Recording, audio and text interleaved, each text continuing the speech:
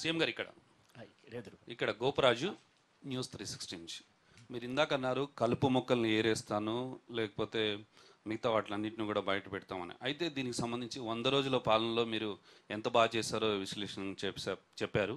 అయితే ఈ 100 రోజుల పాలనలో గత ప్రభుత్వంలో చేసిన అవినీతి ఎన్ని కోట్లు బయటపడ్డాయి, దీనికి సంబంధించిన పేపర్ ఏమైనా బయట పెడతారా? ఈ 100 రోజుల పాలనలో ఓవైపు సంక్షేమం అభివృద్ధి పరిపాలనతో పాటు రోజు కొద్దీ తొవ్విన కొద్దీ అవినీతి బయటకు వస్తుంది. దీనికి సంబంధించి ఏమైనా డిస్ప్లే చేస్తారంటే ప్రజలకి, రాష్ట్ర ప్రజలకు కూడా తెలియాలి కదా, ఎంత అవినీతి సొమ్ము బయటపడింది, ఎంత అవినీతి పాల్పడ్డారు అనే దాని విషయం మీద ఏమైనా చెప్తారా? ఇప్పుడు 100 కోట్లని మీరు పరిమితి చేసి వాళ్ళని కాపాడే ప్రయత్నం చేసే పని చేయకండి. 1000 కోట్లకు పోయింది వాళ్ళ అవినీతి.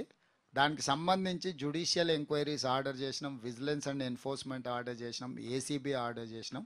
ఆ విచారణ సంస్థలు విచారణ చేసి పూర్తి నివేదికలు ఇచ్చినప్పుడే అది ఎన్ని వేల కోట్లకు చేరింది అనేది ప్రకటిస్తాము.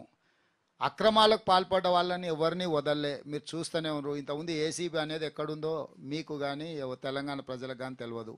ఈరోజు రాష్ట్రం నలుమూలలో జరుగుతున్న విధానాలు, అదేవిధంగా అవినీతికి సంబంధించి శాసనసభలోనే చర్చ చేసి జ్యుడిషియల్ ఎంక్వైరీ చేసినాం. జడ్జిల నియామకాలు కూడా జరిగిపోయినాయి. విజిలెన్స్ అండ్ ఎన్ఫోర్స్మెంట్ వాటి మీద ఇచ్చినామో మీరు చూసినారు.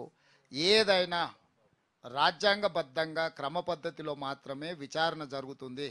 ఈ దేశం ఎంత గొప్పది అని అంటే మన అందరి కళ్ళ ముందల AK-47 పెట్టి చాలామందిని కాల్ చేసిన ముంబై కాల్పుల్లో పాల్పడ్డ కసబ్ను కూడా ఉరేయడానికి ఒక ప్రాసెస్లో మొత్తం విచారణ చేసిన తర్వాతనే ఉరేసినరు. పక్క దేశం నుంచి మన సార్వభౌమాధికారం మీద దాడి చేసిన కసబ్ కూడా రాజ్యాంగబద్ధంగా విచారణ జరిగింది.